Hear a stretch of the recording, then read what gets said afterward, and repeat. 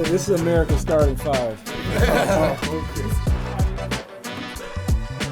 A lot of my friends are obviously my age, so we're a little younger.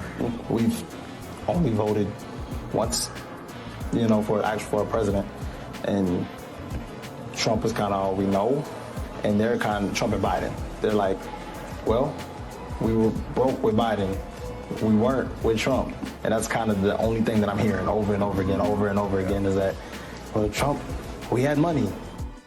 Listen, that's a barbershop in South Carolina. I went back to my barbershop, which is in the hood in North Charleston. You have a barbershop? I do. Don't ask me why. I still do.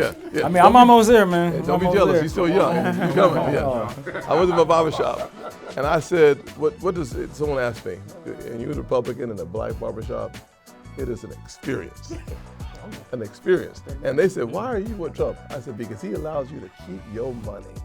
We have a chance not only to keep our money, not only to raise our kids, not only to fund HBCUs, not only to work through opportunity zones, not only to experience the lowest unemployment rate and low inflation and high enthusiasm and high opportunities, but I get to just be me." Because most people, where I grew up, if you just leave them alone, they're gonna be all right. That's right. We were just at a black tie dinner with President Trump spoke at, and there were 300 black people in the crowd. And Byron and I got to sit right behind the president for 2 hours as he gave this speech. I'm thrilled to be here tonight with crooked Joe Biden's absolutely worst nightmare. Hundreds of proud, black, conservative American patriots. He was very well received. It was absolutely hilarious. And the headline afterward was this: President Trump made sneakers in order to get the black vote. And I'm like, this guy spoke for 2 hours, made one joke that everybody liked and was very well received. And the thing you're gonna talk about is sneakers when he was talking about policy and what he is gonna do for the black community for 2 hours. And you clip that. You clip the only thing where he was talking about his mugshot and made a joke about his mugshot that I thought was hilarious. Yeah, I looked at we were saying, we were laughing, that is so funny. It was very well received. And you know what they didn't talk about? How many black people were sitting in that crowd that were very receptive of the message, where we are all gonna vote for him, and the laughter and the levity that you saw, they're never gonna talk about that. They're never gonna point the camera to the crowd. You know what else they're not going to talk about? They're not going to talk about how Joe Biden shot an ad with a black family talking about basketball with eating fried chicken. Eating fried chicken in front of him. Literally did that. He literally did that. How do you do that in 2024? I mean, how do you do that? I'm not even really concerned about the Democrats anymore, because from what I see, like that clip, Yep. you have a lot of black voters, specifically black men, who are now looking at the last two administrations, and I've been saying it for 2 years, this thing's gonna catch like wildfire. This is the Pepsi Taste Challenge of presidential elections. Correct. Who did it better? I think that's past parties. That's even past different members of Congress or whatever the case might be. You got two guys who have done this job. One was really good at it, and one sucks.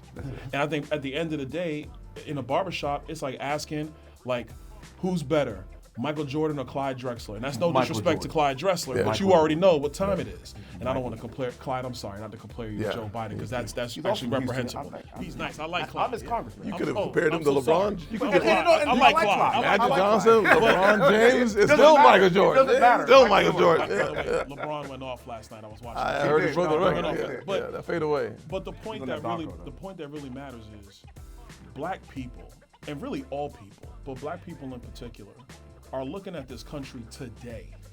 And the gaslighting that the Democrats have done for years, that stuff is starting to wear off and wear thin. They're comparing what has happened in America the last 8 years for themselves. And they're saying, you know what? I had money. I like that money thing. I had money. Because, we're a little bit older for the young people out there, but lifestyles of the rich and famous with Robin Leach, people like that kind of stuff. They want to be able to be successful. That's what people are looking for. And I think that our job now as Republicans, and even as black Republicans, is to present that vision of what America is and what America can be. And if we do that, man, I'm not even worried about the Democrats. They recognize that the Republican Party is a party of school choice, where the Democrat Party is a party taking away your choice. Republican Party is a party of access to capital and entrepreneurship. And the Democrat Party is a party of centralized government, increased regulations, and NLRB, not having border security, taking jobs away. The Democrat Party is taking those opportunities away. The Republican Party is rule of law and getting rid of activist DAs and prosecutors and making our street rougher. Democrats are about defunding the police in sanctuary cities. People see it's not just the money, it's about lifestyle too.